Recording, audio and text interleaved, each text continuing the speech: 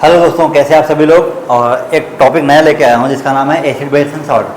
कल हमने आपको चैप्टर नंबर 1 और चैप्टर नंबर 3 आपको एक्सप्लेन किया हुआ था। सो चैप्टर नंबर 2 लेके आए हैं और ये आपके एग्जाम के लिए काफ़ी इंपॉर्टेंट चैप्टर्स है। अप्रॉक्सीमेटली 6 नंबर का आता है, इसमें 6 नंबर का आता है ना, 6 नंबर का आता है इसमें, समझा गया ना। सो 1 बाय 1 करके हम पढ़ेंगे, ज़्यादा टाइम नहीं लेंगे इसमें। मैक्सिमम हम प्रयास करेंगे कि 30 मिनट में आपको ये चैप्टर एक 1 शॉर्ट वीडियो में पूरा कंप्लीट करने का, समझा गया। लैंग्वेज हम ज़्यादा यूज़ नहीं करेंगे क्योंकि हमें क्या करना है, केवल रिएक्शन समझना है, उस रिएक्शन में क्या क्या चीज़ें दी हुई हैं, ठीक है। चलो समझते हैं चीज़ों को।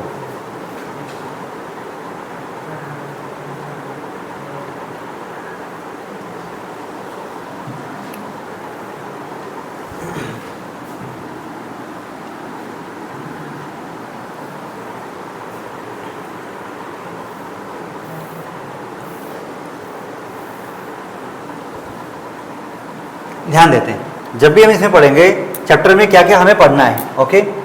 सो 1 बाय 1 करके देखेंगे इस चैप्टर में कितने सारे क्वेश्चंस हैं, कितने सारे फार्मूलेज हैं जिसको हमें पढ़ना है।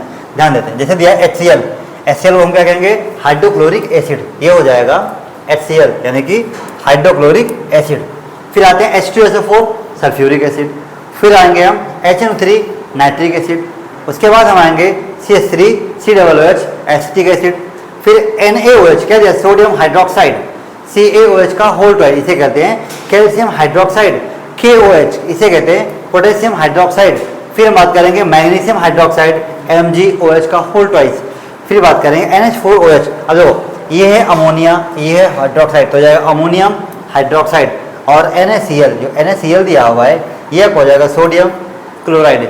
ये केमिकल, अब आते हैं केमिकल रिएक्शंस पे, ठीक है। अच्छा ध्यान दो, जब भी कभी एसिड की बात करेंगे तो एसिड में क्या होता है, जैसे दिया है hydrogen ion as cation anion such है, यानी कि हाइड्रोजन आयन होते हैं कटायन के फॉर्म में, तो क्या होगा क्लोरीन HCl के फॉर्म में, NO3 HNO3 के फॉर्म में, यानी कि कौन सा आयन है किसी के साथ में ऐड होता है। तो SO4 टू माइनस किस में, H2SO4 में, CH3 COOH यानी किस में आएगा, H में आएगा CH3 COO माइनस, ये किस में आएगा, ये आता है इन CH3 COOH के फॉर्म में, समझा गया। अब 1 बाय 1 करके हम देखते हैं। आपके पास NCERT किताब है, NCERT किताब भी आप ओपन करके आराम से देख सकते हो जब आप देखोगे, ठीक है। सो 1 बाय 1 करके हम चलते हैं। अब ये क्वेश्चन आता है कि how do acid and bases react with metal, कि एसिड और बेस जब रिएक्ट करते किससे, मेटल से, तो क्या बनता है। सो एसिड और बेस यानी कि जब मेटल से करेंगे, जैसे एसिड किया मेटल से तो क्या बनेगा, सॉल्ट और हाइड्रोजन गैस, ठीक है, सॉल्ट और हाइड्रोजन गैस। अब जैसे दिया एसिड NaOH एक का सोल्यूशन है, मेटल दिया है Zn, तो ये हो जाएगा Na2ZnO2 सोडियम जिंकेट, क्या बनता है, सोडियम जिंकेट Na2ZnO2 और हाइड्रोजन गैस निकल जाती है। तो ये आपका दिया हुआ है सोडियम जिंकेट Na2ZnO2। अब आते हैं how do metal carbonate and metal hydrogen carbonate,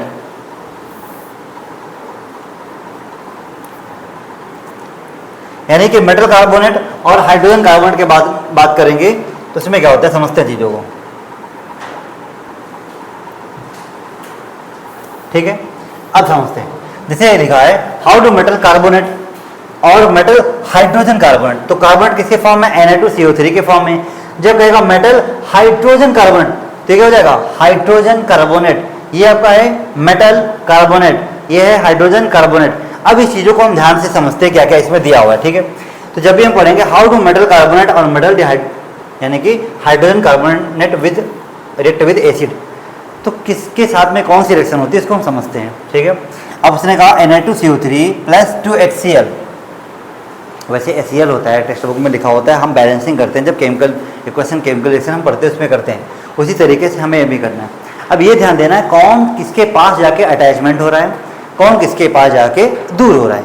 अब ये लिखा Na2CO3 2HCl, तो क्या कहा गया NaCl, देखो Na2 भी यहाँ पे है, 2Na2 है, तो यहाँ पे HCl अगर एक ही होगा तो दिक्कत हो जाएगी, ये भी 2 से हम मल्टीप्लाई करेंगे तो क्या हो जाएगा 2Cl 2Na, यानी लिखेंगे 2NaCl एक का सोल्यूशन।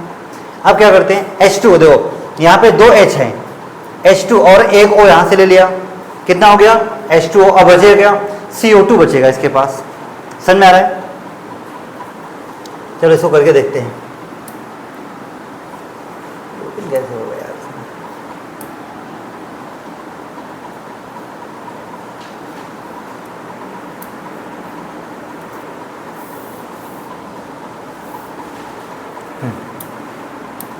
देखते हैं। अब जैसे यहां पे लिखा हुआ है Na2CO3, ठीक है, Na2CO3 और 2HCl, तो देखो 2Na और इधर 2Cl, तो क्या 2NaCl। समझ में आ गया ना? क्या लिखा है 2NaCl। उसके बाद ध्यान देते हैं, अब यहाँ पे 2H है, 2H, तो क्या लिखा गया H2। यहाँ पे CO3 है, अगर एक ऑक्सीजन इसके पास में आ जाएगा यहाँ पे, तो इसके पास केवल 2 ही ऑक्सीजन बचेंगे, तो ये हो जाएगा यहाँ पे CO2। समझ में आ गया? इसको और अच्छे तरीके से हम समझाते हैं। देखो जैसे यहाँ पे लिखा है, ऐसे ध्यान दो, Na2CO3 प्लस, ठीक है, HCl गिवन अवे। अब वो आपका होता है, ये होता है आपका सॉलिड और ये हो जाएगा आपका एक्वा सोल्यूशन। क्या क्या बनेगा समझते हैं।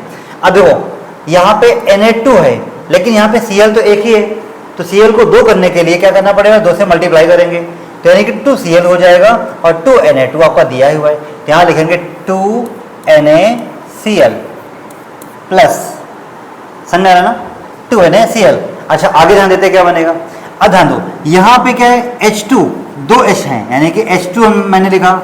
अच्छा ये बताइए, यहाँ पे CO3 दिया हुआ है ना, अगर एक ऑक्सीजन निकाल देंगे हम, एक ऑक्सीजन इसके पास दे दिया, तो अभी CO3 के पास जो एक ऑक्सीजन चला गया, कितने ऑक्सीजन बचे 2, तो क्या लिखेंगे इसको CO2 लिखेंगे। समझ में आ गया ना? तो ठीक है, ये आपका हो जाए CO2 और CO2 क्या हो जाएगी आपकी गैस। ठीक है, आगे ध्यान देते हैं। एक दिया हुआ है, ये हो गया हमारा मेटल कार्बोनेट। अगर एक क्वेश्चन आता है मेटल हाइड्रोजन कार्बोनेट, तो क्या करेंगे, यहाँ पे बनाएंगे, यहाँ पे लिखेंगे NaHCO3 प्लस, ठीक है, क्या दिया HCl दिया है, HCl। समझ आ गया? ठीक है, अब ध्यान दो, यहाँ पे था Na2CO3, तब हमें 2Cl लेना पड़ा क्योंकि H तो था नहीं। अब ध्यान देते हैं, यहाँ पे क्या करेंगे, देखो ये Na, भैया बोलो हाँ, ये कहता है Cl, हाँ सही है, तो हमने क्या लिख दिया NaCl। अब 2 नहीं लगाया, क्यों, यहाँ पे 2 नहीं तो वहाँ पे भी 2 नहीं। अच्छा अब क्या बनाते हैं, प्लस H दिया है, ठीक, और एक H, ये 1H एंड 2H, तो मैंने क्या लिखा H2 लिखा कि नहीं लिखा, लिख लिया। अच्छा आगे ध्यान देते हैं, अब यहाँ पे ऑक्सीजन देखो 3 ऑक्सीजन, एक ऑक्सीजन अगर हमने इसको दे दिया तो भी इसके पास कितने बचेंगे 2 ऑक्सीजन, तो क्या हो जाएगा CO2। ये आपका हो गया रिएक्शन। समझ में आ गया?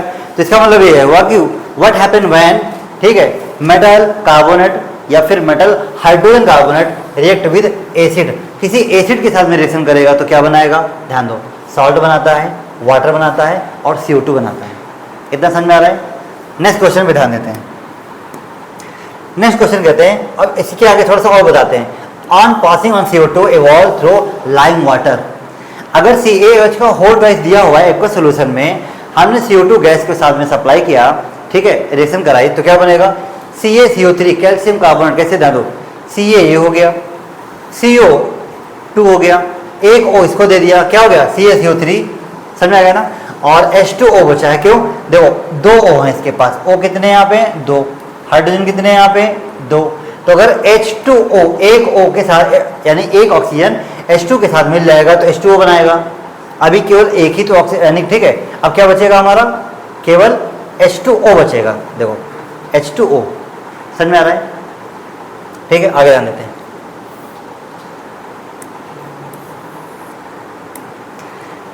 ठीक है, फिर कहते हैं ऑन पासिंग ऑन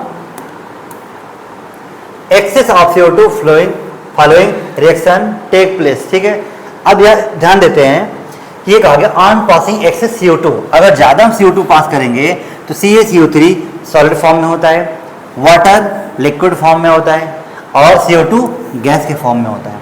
तो क्या बनेगा, देखो Ca ये ले लिया, Ca हो गया, यहाँ से हमने अभी क्या लिया H2 2 है तो एक H यहाँ पे ले लिया, एक H यहाँ पे लगा दिया,